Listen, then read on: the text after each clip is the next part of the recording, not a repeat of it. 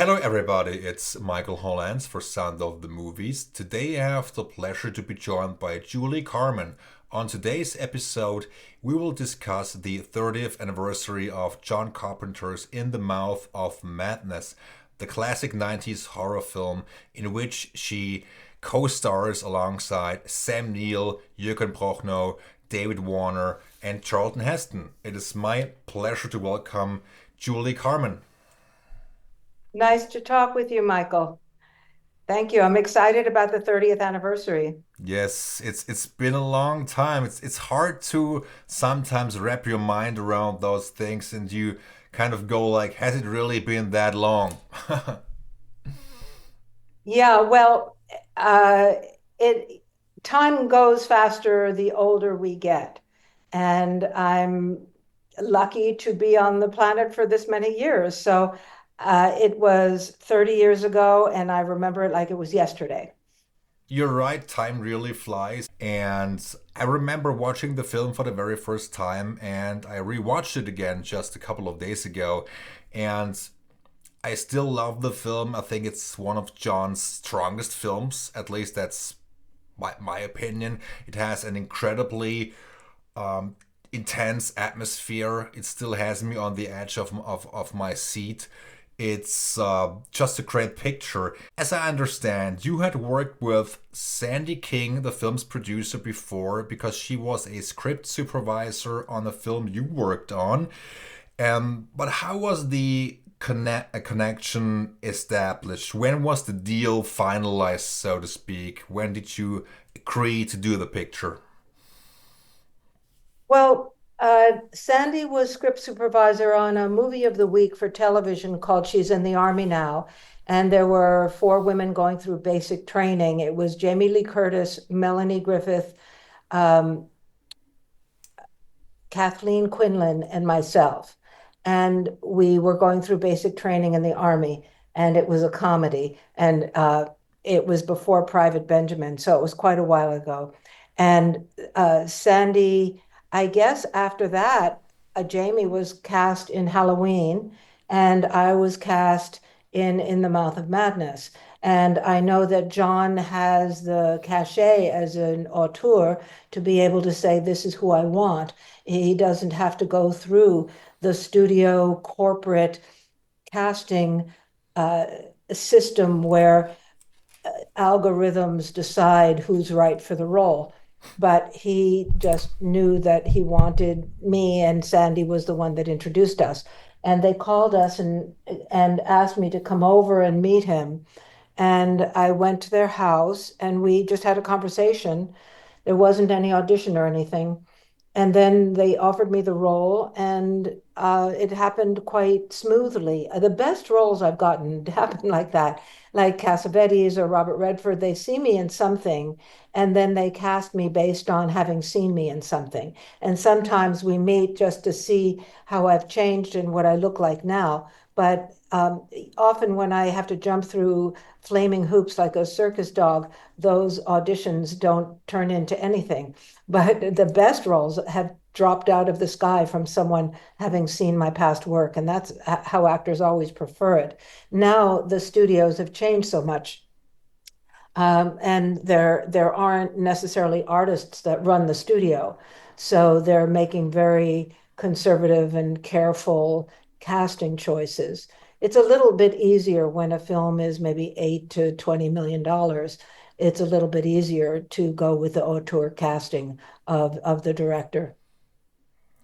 So, do you think that in general terms, casting has become way more difficult nowadays versus back then, also because of the algorithms which you mentioned, or politics in general? What's your two cents on that, if I may ask? Absolutely. I think it's gotten a lot harder. Um, that everybody's trying to make a safe choice. And that's certainly not the way Michael Mann and Nicholas Roeg and Cassavetes and Redford and Carpenter did it in the past. So if they wanted to make a safe choice, they wouldn't have picked me.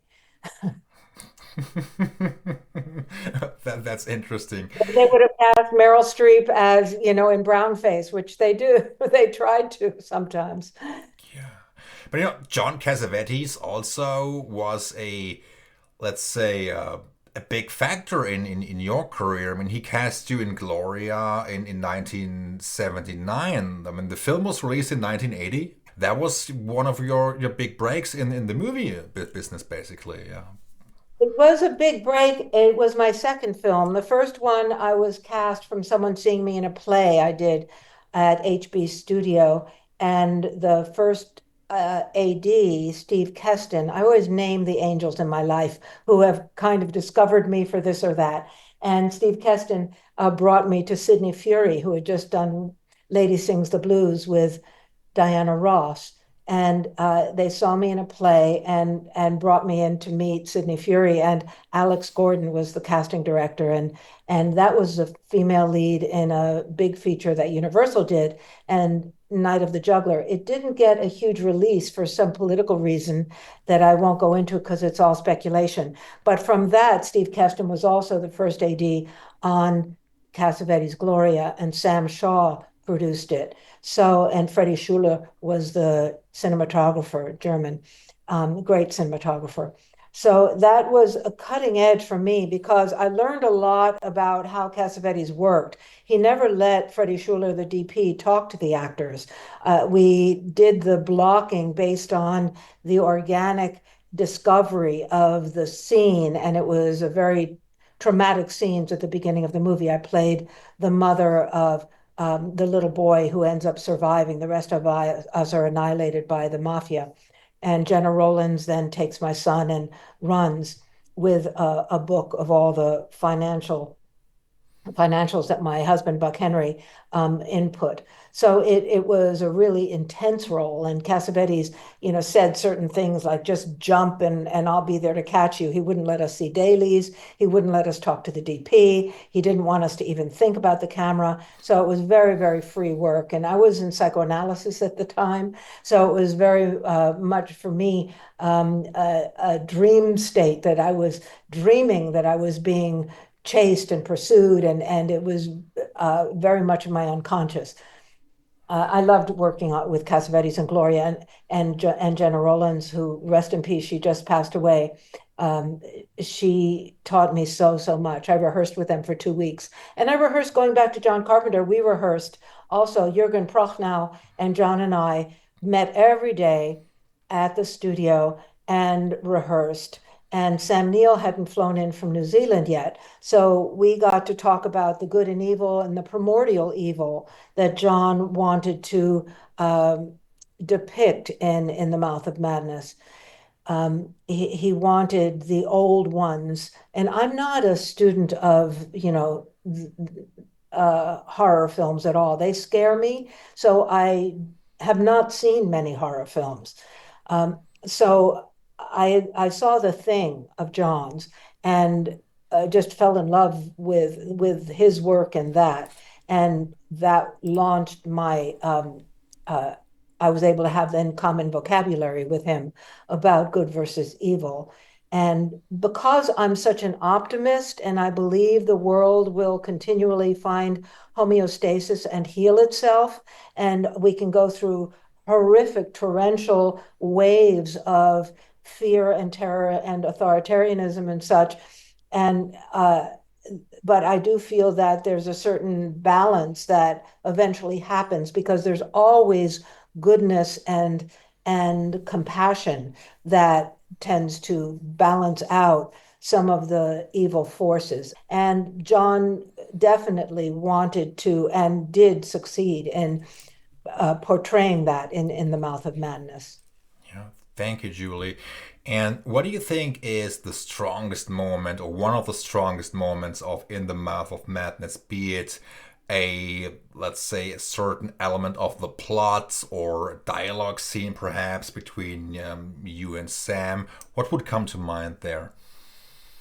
Well, an actor always sees a film through their point of view, their character's point of view. And Linda Stiles said, that at some point people will start believing the evil, and the evil will outnumber uh, the good, and they'll start running the world. So there's that push and pull, and my character was really pushing against that. My character really had a central uh, matrix where up until the midline, I was really holding with a lot of fidelity onto reality. And then when I read the book, I, uh, well, in the beginning, I read the galleys of the book and I knew what was going to happen, but in a real world. When we drove over the covered bridge into the fifth dimension and arrived in the fifth dimension, it was as if my character had just taken mushrooms or something. Just her psyche just exploded open in a way, and there was no going back. That's how I played the character. That there was that central point where reality became broken, and then I say reality is what we tell each other it is. But Julie, and Linda was really pushing for as far into the plot as possible, pushing to hold on to a very science oriented, grounded, sensorial grip on what is and what is not. And now you see there are political forces in the world, which John is very much a political filmmaker. There are political forces in the world who are trying to disrupt people's grasp on truth, reality.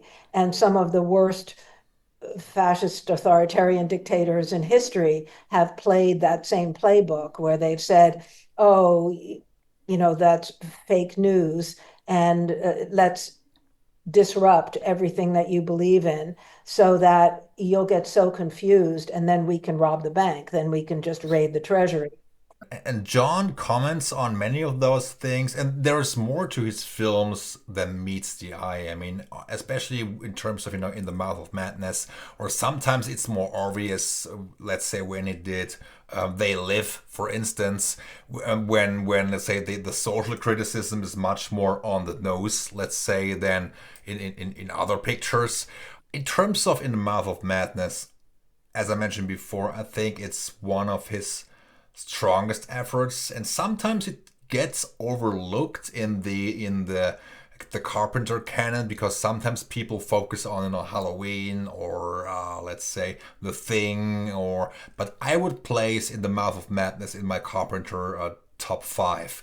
And what do you think is the John Carpenter approach, and what he brings to the table as a storyteller, as a director, and the filmmaker?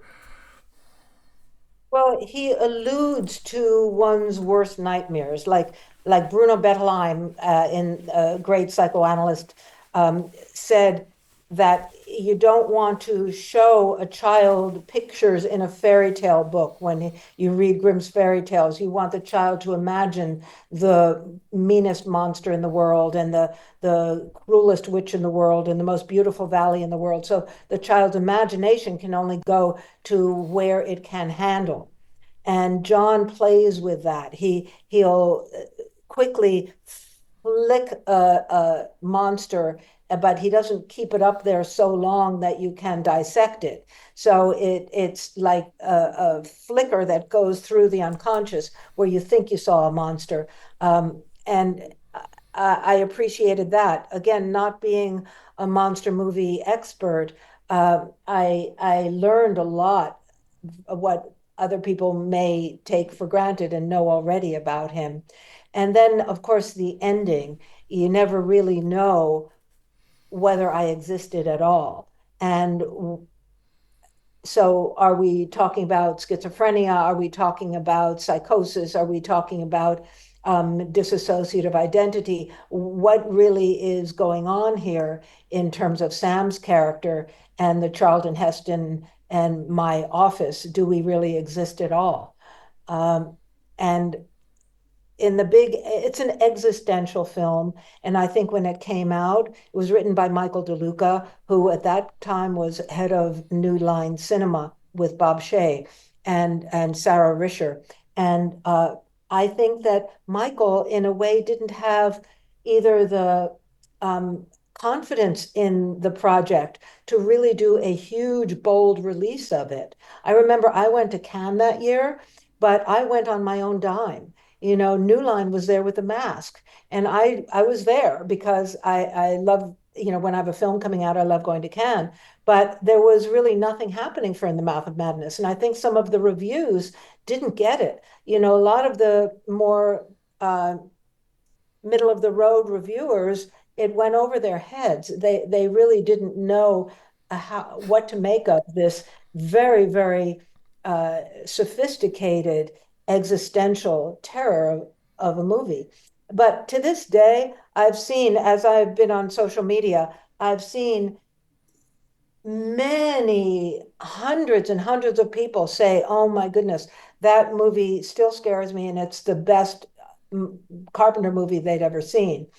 I read Bram Stoker's book, um, and I did my homework in that way to understand what what the existential messaging was. And then I left it alone, and I just played this kind of a love relationship with Sam, which we were getting close to having it be played out more. There was actually a scene where he comes over and brings me Chinese food, and we sit there, and I have this fabulous silver Christian Dior robe on, which I still have, but it didn't stay in the movie. I think that they just didn't want to keep any romantic element to it. You beat me to it. I was going to mention it because you said in one of the interviews which you did for the film, you mentioned the love scene which was taken out, and I was always wondering, of course, A, as to why it was taken out, and B, at what point in the movie it actually took place, because you and Sam arrive in Hobbs End. And then you stay for a while, and then at some point he decides to leave, and your character then approaches him, gets close to him, and you start kissing him. And then you can read a lot into that. I mean, I was there an affection, let's say a love scene beforehand? Was there a scene of that, let's say, of that kind afterwards? So I always wondered what was going on there. Yeah. I think in the original script, and I'd have to go back to the original script, I think it was before we left for Hobbs End that he comes over to kind of plan the trip, and we have Chinese food. It's not an actual sex scene. It's a more of a flirtation courtship scene, which builds more of a romantic chemistry before we get in the car and drive to Hobbs End. Then there was also another scene, which was an alternative ending, where I come into the cinema when he's sitting after getting out of the insane asylum, and he's sitting in the movie theater watching the movie. And I approach and I sit in the row behind him. And then I had become an octopus already, and the tentacles come underneath the seat. And my face is normal, but those blue eyes that I started wearing after reading the book that Jürgen Prochnow forced me to read. At that point, the tentacles come out underneath, and I reach over and I think I take some popcorn from his popcorn. So it was an alternative ending. And look, I didn't have, as an actor, you very rarely, unless you're the producer on the film, have privy to those editing decisions. In terms of the plot, I think you can read a lot into that, and you can certainly discuss many plot points in a very detailed fashion. And I remember reading one Blu-ray review, actually just a couple of days ago, in which they mentioned that they felt the plot was convoluted and too hard to follow. And I was like, interesting. I never really had that problem. I don't think that's necessarily true. I mean, it was their 2 cents, but I don't think it's convoluted. It just leaves room for interpretation. It leaves room for analysis, and that's one of the strong suits of the film. Exactly. Yeah, that's what I meant. That came out also after when the movie first came out. It went over some people's heads, and Yeah. other people found it totally extraordinary. It's brilliant. I think Michael DeLuca he now runs MGM. He's a brilliant man. He wrote the script. In terms of working with your peers and fellow actors, in terms of chemistry, do you think that chemistry is something which needs to happen instantaneously, or can it be, let's say, developed over the course of the film, or when you have to do a chemistry read, for instance? Chemistry, when you listen to someone and you take in what they're saying, the intent behind what they're saying, what their body is saying as they're saying it, and you see them and experience them, and then have that intent land on you as the character, and really take it in, and they see you and they see it land, and then there's a response, we react. And that is chemistry. So, no, it's not like, well, so and so's hot, and, we think that there's going to be chemistry there. It's all about listening moment to moment. And if somebody is not listening, then the other person is not going to feel heard. So that's the secret behind a chemistry read, to really listen. Yeah, that's also interesting because sometimes you get comments from people who felt, oh, that couple on screen didn't have a good chemistry, or let's say, for instance, I hope I'm not digressing here, but I Love Trouble, for instance, Nick Nolte, Julia Roberts. The story goes that they didn't like each other, and that was publicized, and people knew about it. And as a result, they said, well, you can tell they didn't have any chemistry. But did people really spot that? Or was it just based on what they read before? And then they said, oh, well, that's obvious they didn't have chemistry because it was all over the news. So I think it can be hard to really determine that if actors didn't get along on sets, but still you need to be a professional and try your best to establish chemistry. I hope that wasn't a long-winded explanation. Well, I don't read reviews. I don't read um, commentary, and I'm kind of in a bit of an artistic bubble, because I have to preserve my own uh, optimism and courage. So I tend not to get caught up in people's opinions about my work, and I just jump in 1,000%, and really make it a point to be present with the actor in that character. And yes, it is very much a Zen dance where Julie, I have a clear differentiation between who I am and what words I'm saying in character, and what my intentions are in character, but I'm 1,000% committed to it. So it's a Zen dance is the only way I can really explain it. And if both actors are present, then there's going to be chemistry. And if they're supposed to hate each other, or be jealous, or be intimidated, or be uh, whatever the power differential is, that's going to come out if it's well written and if the actors are committed to that. So it's not about whether the actors like each other or not. Yeah, It's a matter if they are 1,000% committed to being present with the intentions of the scenes. yeah. Do you oftentimes or generally gravitate towards method acting, or does it depend on the picture and what has been discussed with the director?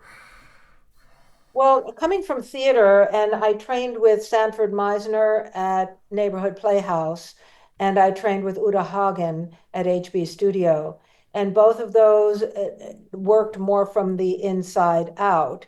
And Sandy, obviously, with the repetition exercises where you say the same phrase back and forth between the characters until it moves one of the actors to change it up in a certain way, and then the other person developing the intuition and the emotional sensitivity to pick it up and adjust. So that is definitely from the inside out. And both of them were part of the group theater. They were younger members of the group theater, which was based on Stanislavski, which is called The Method.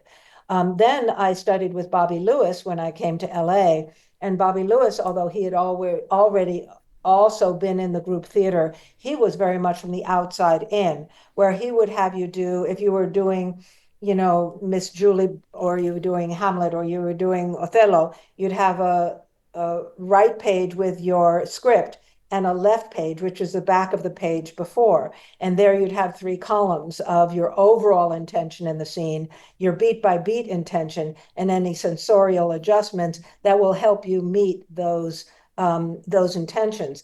And you discover this. It's like in German, you don't say rehearse, you say probe. You're probing, and every rehearsal you're probing. And I carry a lot of that into my film work, and my early scripts actually all have that three-column left page. So because I was really trained pretty rigorously by Bobby Lewis in the left page. So, and also my undergraduate degree is in choreography. So I do have a outside in approach that I also incorporate. John Cassavetes, who you would assume is an inside out director, where it's bottom up rather than top down. So, but then when I first day on the set, he said, by the way, I want you to have those really long acrylic nails, which in 1979, putting on like 2-inch acrylic nails was like cementing, you know, paddles to your hands. And he really wanted the character to have those 2-inch acrylic nails, which were now they're more um, sustainable. But in 79, it was very much from the outside in. So there are things like that that change the character. In terms of directors, and I don't mean to go off topic because we focus on John, but how different was, let's say, Robert Redford from Cassavetes or Mr. Carpenter? Oh, Robert Redford is just well. Let's say I would say that John Cassavetes directs with love. It's like he would have this huge hug for the whole cast, that you'd feel that wherever you're at, whatever you're doing, whoever you are today, whatever you're bringing in this moment is meant to be. And he was not directing from his head. In fact, when he would speak and tell me he wanted something, it was hard to get it from his gut of what he wanted into language. So he would gesticulate, he would make sounds, he would mime something, and I would get it. And it was like gut to gut communication. That's how he directed. And then Robert Redford, he didn't give me any direction for my first 2 weeks of filming. And then he said a couple of things that stayed with me. He said, "You, Julie, have such an aura of warmth. I never want you to play warmth. You can take the liberty of playing as far from warmth as possible, and it's going to be tempered by your natural constitution." So that helped me take liberty in terms of allowing rage and other emotions to be in my work. And also, he said that comedy, I said, remember having a conversation with Robert Redford that I find it easier to do Medea in an acting class than Neil Simon. And he said, well, comedy, he had done, he's famous for his romantic comedies. He said, it's like tiptoeing on tulips. There's just a lightness of being. So and that also helped a bit. And the third thing he said was that my character drinks beer and not milk. So I thought that was fun. And those are the only three directions that I got from Robert Redford. Other people that, he kept wanting to make one of the characters much more open country, like his walk. He wanted him to walk like he was used to walking in the open countryside rather than on the city sidewalk. So he was pretty hard on. I think that he was pretty hard on some of the actors. I don't want to go into it. And John Carpenter, he was very, very supportive. I just really, really appreciated working with him. Yeah, and Sandy, both of them. Yeah, thank you. And obviously, we can't cover everything you've done throughout your career, but I also should mention Fright Night Part 2, which I also tremendously enjoyed. And I believe it's one of the best horror sequels. I mean, it's a very atmospheric picture, and Tommy Lee Wallace directed it. And I think Tommy Lee is a very talented director. And I mean, when he did Stephen King's It, the TV miniseries in the '90s, that scared the crap out of me. It's unbelievable. And he also worked with John many years ago. I mean, I don't know if you remember this, but he edited The Fog and Halloween for John, which are two of my all-time favorites. And do you see some similarities between Tommy Lee Wallace and John when it comes to, let's say, creating an atmosphere and the whole approach and dealing with actors and the whole 9 yards, so to speak? Absolutely. Oh, Tommy Lee I love Tommy Lee. He's so good. The way he managed the set. And I just remember everybody having so many questions for him. And he had such grace in the center of it all. And, we had Joseph Porro doing all the costumes. Joseph Porro is an unsung hero in all of Hollywood, as far as I'm concerned. He is the most creative costume designer I've ever, ever, ever worked with. And uh, Russell Clark did the choreography and played Belle on roller skates, one of my posse. Um, yeah, Tommy Lee was just incredibly graceful to work with. And I remember I'd be very sparse with my questions for him because I saw how everyone was jumping on him with questions. And I would say, I can do it this way or this way. I always give two choices. Do you want me to look at the camera, or do you want me to look at the character? So like I asked you at the beginning, so I didn't want to come to him with an half-baked questions because I saw how much he was dealing with. It was a very low budget movie. And with Mark Irwin as our cinematographer, Mark Irwin is extraordinary. Yeah, I did two movies with him. yeah. I did a movie with Ron Howard called Fire on the Mountain with Ron Howard and Buddy Ebsen. And that was a movie of the week, my first movie of the week or second. So yeah, Fright Night Part 2, the fact that the fans, let me just do a shout out to the fans. If they had not brought Regine back to life, when social media hit the cyberspace, I was floored by the love for Fright Night Part 2.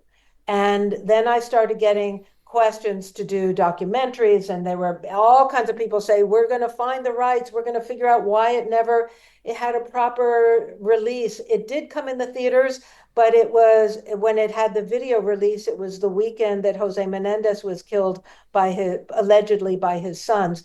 And so um, it was a tragic downspin. And in my career, those things have happened where, I do a film that I think is going to be it. And then this weird thing happens opening weekend. So I'm still holding my breath that Fright Night Part 2, directed by Tommy Lee Wallace, is going to have its due. I just went to a table read of Fright Night Part 1 that Tom Holland did with some of the original cast. And Chris Sarandon was in it, of course. And I was hoping that they would do it for Fright Night Part Two. But between our producer passing away and then Jose Menendez dying and Columbia saying they sold it in some bundle to Steven Spielberg and Steven Spielberg not knowing what bundle he had bought and who he had sold those rights to, it's still a mystery. So I'm putting it out there. May the fans continue to try to dig Regine up from the grave and bring her back to life because it was one of my most fun roles I've ever done. Many fans still appreciate this film, and it should also get, let's say, more physical media releases. I mean, in Germany, for instance, there was a very nice Blu-ray special edition of the film Fright Night. It's out of print, completely sold out, and just I checked it yesterday, 900 bucks. It went for 900 bucks. That's not chicken feet. No, and then that film is sitting on somebody's desk. They're not making any copies of it. When you don't know who has the rights, it shouldn't be lost to film history. It should be I mean, everyone from Mubi to Lincoln Center to, the Idiots, and there should be crazy screenings because they would sell out in a minute.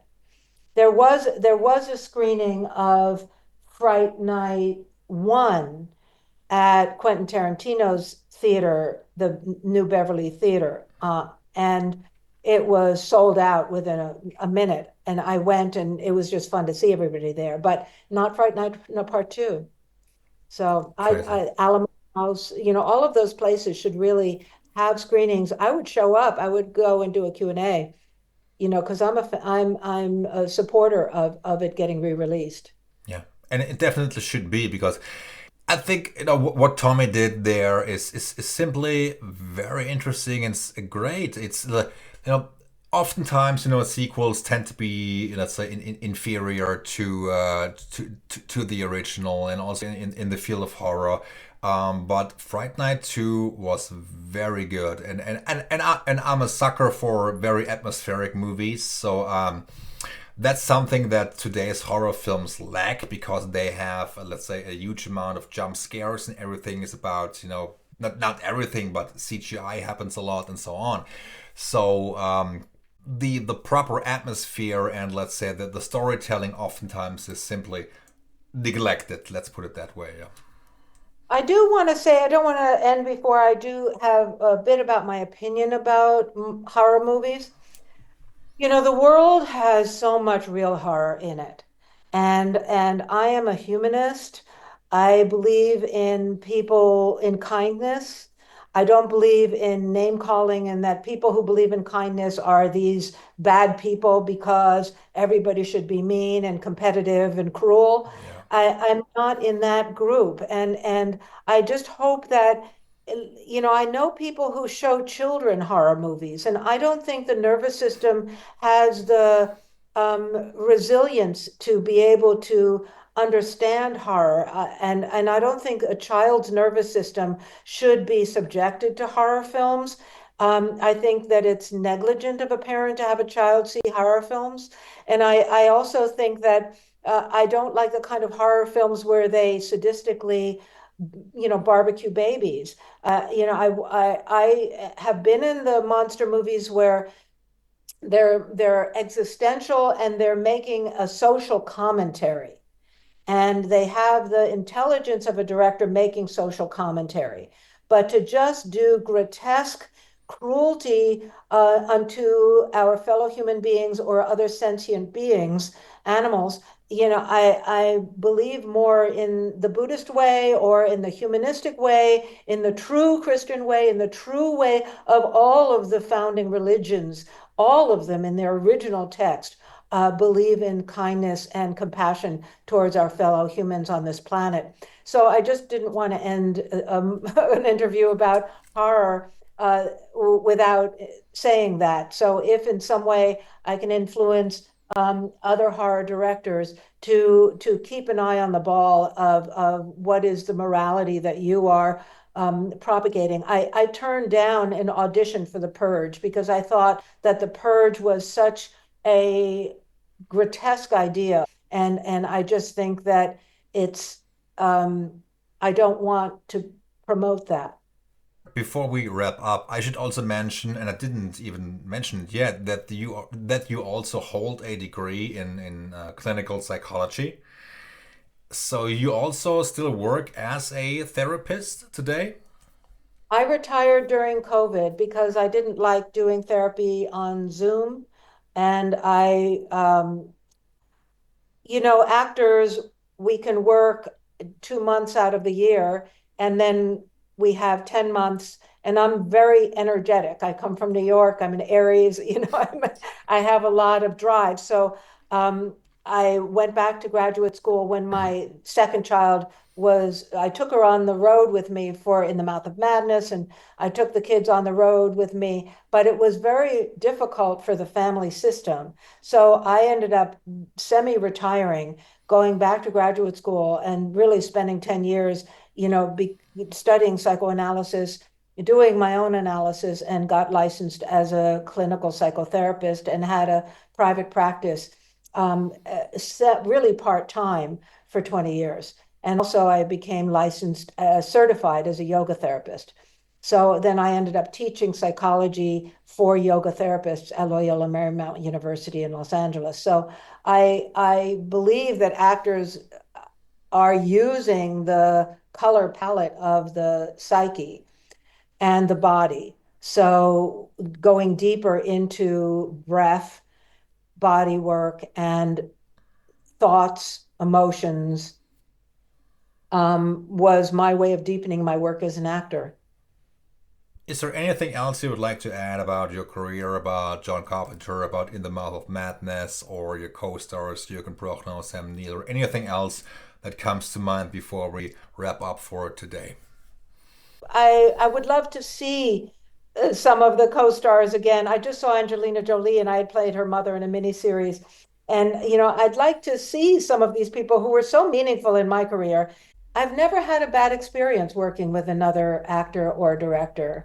I guess it's a familial. I like to find symbiosis and synchronicity, and I always look for commonality rather than what don't I like about this person or this situation. I've always gotten along with people. I love team playing. I played violin in the orchestra, and I come from a family of musicians. So and I'm producing a movie about that I'm shooting in Germany. We shot it in 5 countries, 16 cities, and I interviewed 23 descendants of my great grandfather, Lico Jimenez. And we may be putting his music on at the Berlin Film Festival, February 16th through 18th, in a pavilion of African diaspora music because he was Afro-Cuban. Julie, thank you so very much for taking the time out of your schedule. I really appreciate that, and I hope you enjoyed the conversation too. I did. Okay. Well, thank you, and bye-bye. Bye. Bye.